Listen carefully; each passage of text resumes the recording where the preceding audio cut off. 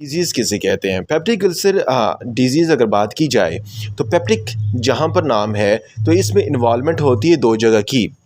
Number 1 distal stomach, जो stomach का last portion है, डिस्टल रीजन है, डिस्टल स्टोमक का रीजन, और दूसरा जो है प्रॉक्सिमल ड्यूडेनम का रीजन।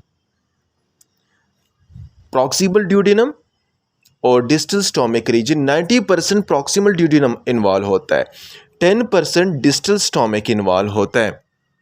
10% डिस्टल स्टोमक इन्वॉल्व होता है और 90% प्रॉक्सिमल ड्यूडेनम इन्वॉल्व होता है। किसमें? पेप्टिक अल्सर डिजीज़ में। ड्यूडेनल अल्सर की बात करूँ तो जो ड्यूडेनल है 90% जो इन्वॉल्व है, जिसमें ड्यूडेनम का अल्सर बन जाता है। किस ड्यूडेनल अल्सर, इसमें हमारे पास मोस्ट प्रॉबेबली ग्रेटर देन 95% हमारे पास किस बैक्टीरिया की वजह से होगा? एच पाइलोरी की वजह से होगा। एच पाइलोरी की वजह से 95% ज़्यादा होने की वजह से एच पाइलोरी की वजह से आता है ड्यूडेनल अल्सर। पेशेंट किस कॉम्प्लिकेशन के साथ आएगा? पेशेंट कंप्लेन, खाना खाया तो उससे क्या होगा? रिलीव्ड होगा pain, with he will have the epigastric pain. Epigastric pain होगा और ये एपिगैस्ट्रिक ऐसा पेन होगा जो क्या करेगा? इम्प्रूव होगा। It will be improve with meal. अगर उसने खाना खाया है, खाना खाने के साथ इम्प्रूव हो रहा है ये एपिगैस्ट्रिक पेन, तो वो क्या है? ड्यूडेनल अल्सर है। क्योंकि यहाँ पर ड्यूरिंग मील, जब हम मील लेते हैं तो हमारे पास ड्यूडेनम क्या प्रोड्यूस करता है? ड्यूडेनम हमारे पास डिफेंसिन प्रोड्यूस करता है और विच विल रिलीव पेन, जो क्या करता है? पेन को रिलीव करेगा। तो यहाँ पर ड्यूरिंग मील डिफेंसिन रिलीज होगा और पेन क्या होगा? रिलीव होगा। और इसके साथ साथ एपिगैस्ट्रिक पेन के साथ साथ हमारे पास क्या होगा? हम क्या करेंगे? उस पेशेंट की एंडोस्कोपिक बायोप्सी करेंगे। एंडोस्कोपिक बायोप्सी में हमें क्या नज़र आएगा? एंडोस्कोपिक बायोप्सी में हमारे पास नंबर 1 अल्सरेशन नज़र आएंगी। अल्सरेशन के साथ साथ जो ड्यूडेनम का पोर्शन है उसकी अल्सरेशन होगी, और इसके साथ साथ जो ब्रुनर ग्लैंड्स हैं, जो ब्रुनर ग्लैंड हैं, इनकी क्या होगी? हाइपरट्रॉफी होगी।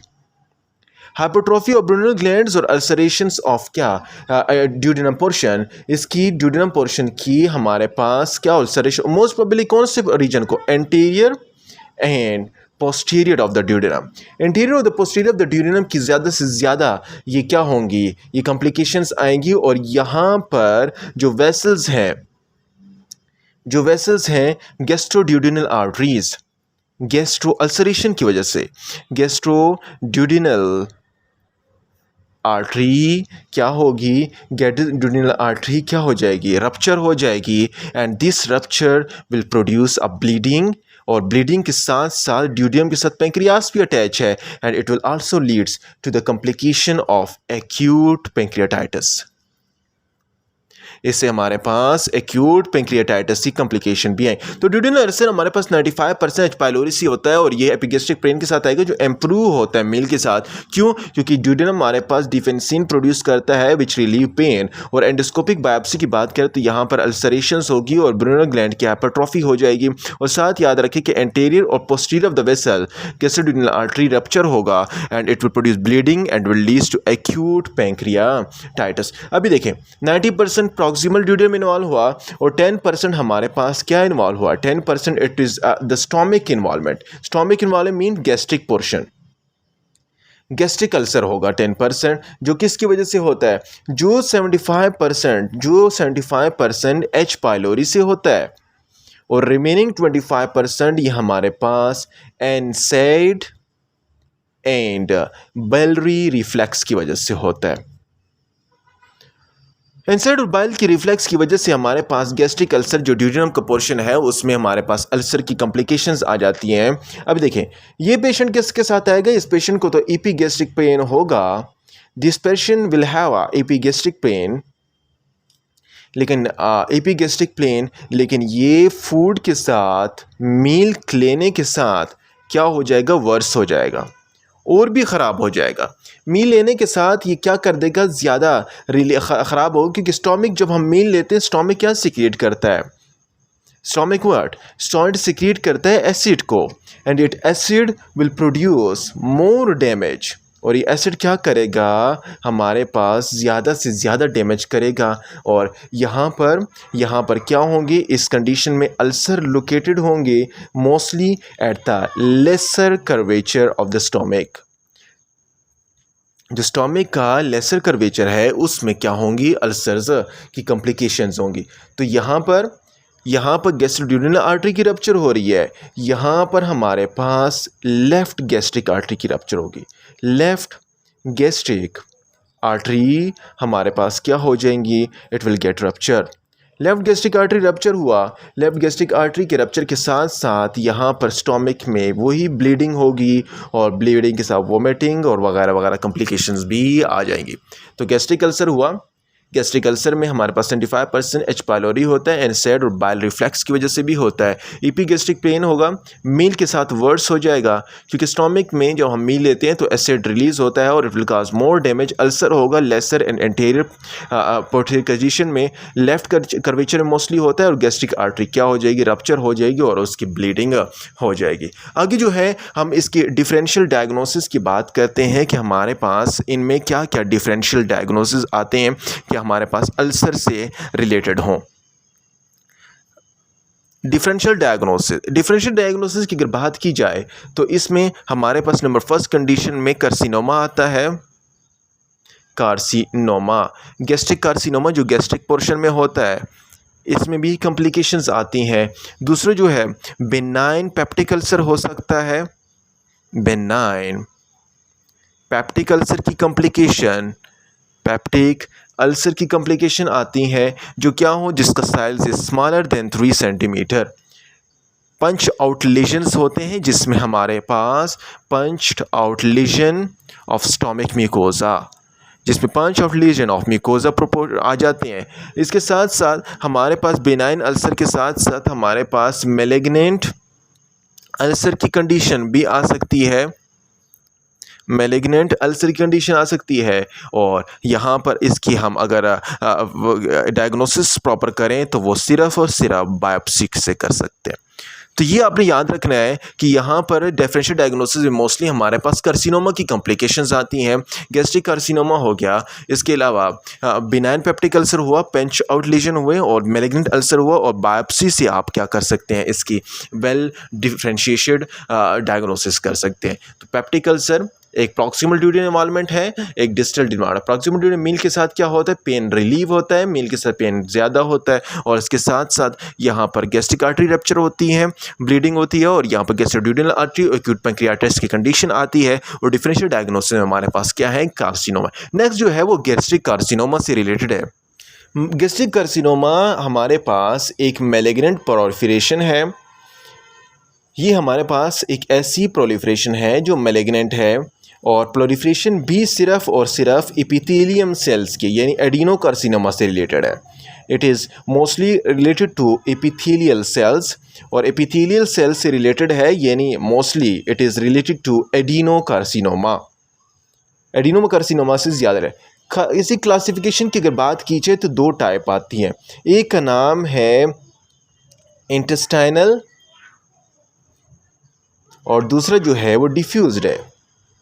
अभी इंटेस्टाइनल टाइप कौन सी है और डिफ्यूज टाइप कौन सी है? इंटेस्टाइनल टाइप की अगर मैं बात करूँ तो ये हमारे पास मोर कॉमन है।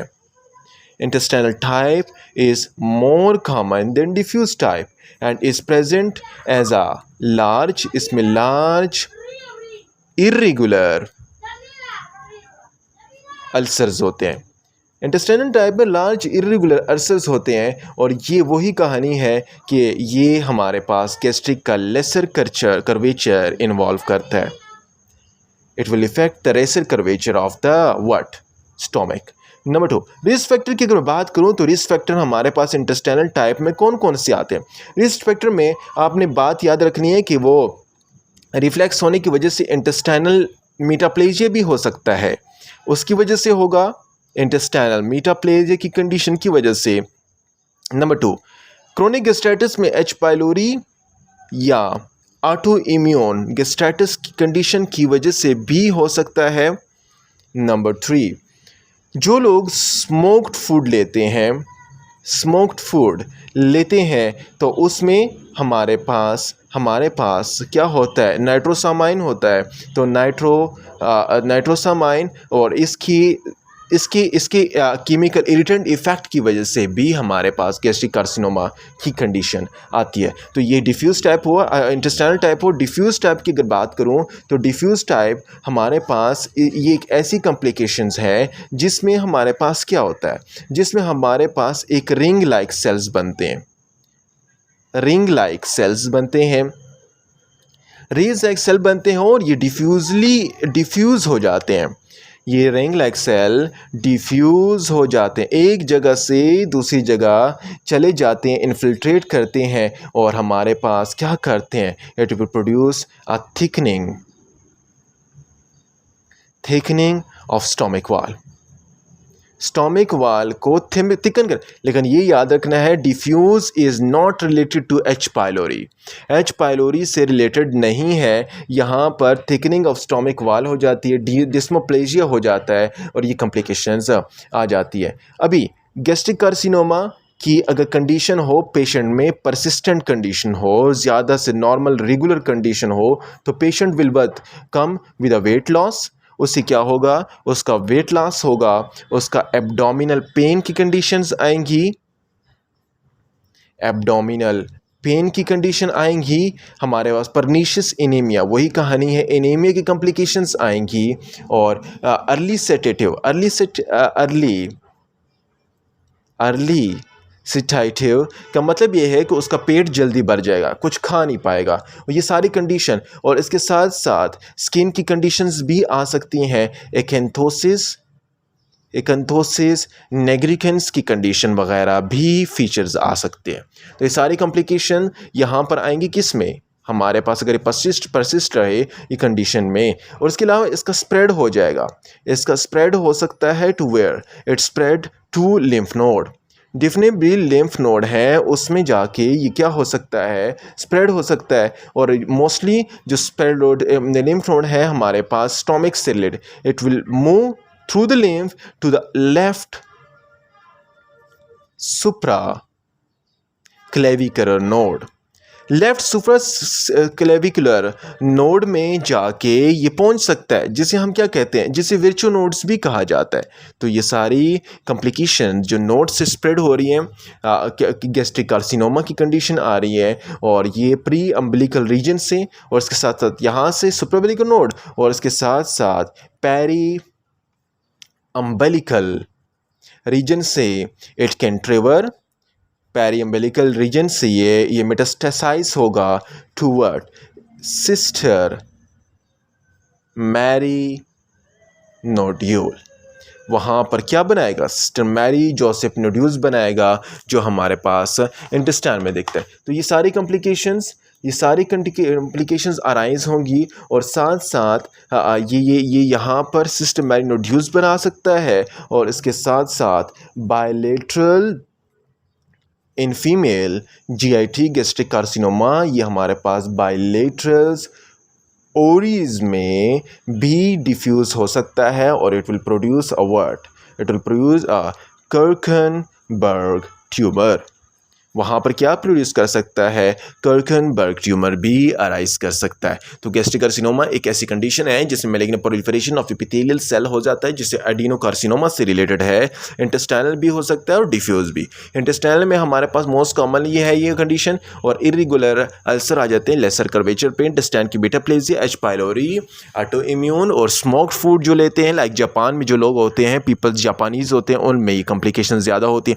तो यहाँ पर रिंग लाइक स्ट्रक्चर बन जाता है और डिफ्यूज थिकनिंग हो जाती है, डिस्मोप्लेजिया की कंडीशन आ जाती है, और एच पाइलोरी से रिलेटेड नहीं है। इसमें पेशेंट गैस्ट्रिक कार्सिनोमा कौन सी कंडीशन के साथ आएगा, weight loss, abdominal pain, anaemia, elicitative acanthosis, और स्प्रेड हो जाएगा ये कार्सिनोमा रीजन लिम्फ नोड को, सुप्राक्लेविकुलर नोड को, विर्चुअस नोड को, और साथ से पेरिकम्बिलिकल रीजन में हमारे पास सिस्टर मैरी जोसेफ नोड्यूल्स बनाएगा, और बायलेटरल और कर्कनबर्ग ट्यूमर्स बनाएगा। अच्छा, ये अभी स्टोमिक से रिलेटेड जितने भी कॉम्प्लिकेशंस थे, gastritis, chronic gastritis, peptic ulcers, gastric carcinoma, ये स्टोमिक से रिलेटेड हुआ। इसके बाद अभी आगे चलते हैं स्मॉल बॉल से रिलेटेड कि स्मॉल बॉल में हमारे पास कौन कौन सी पैथोलॉजी आती हैं, कौन कौन सी कॉम्प्लिकेशंस आती हैं, फिर हमारे पास लार्ज बॉल और फिर कुछ कुछ इन्फ्लेमेटरी डिसऑर्डर्स हैं, वो डिटेल से नेक्स्ट लेक्चर में पढ़ते हैं।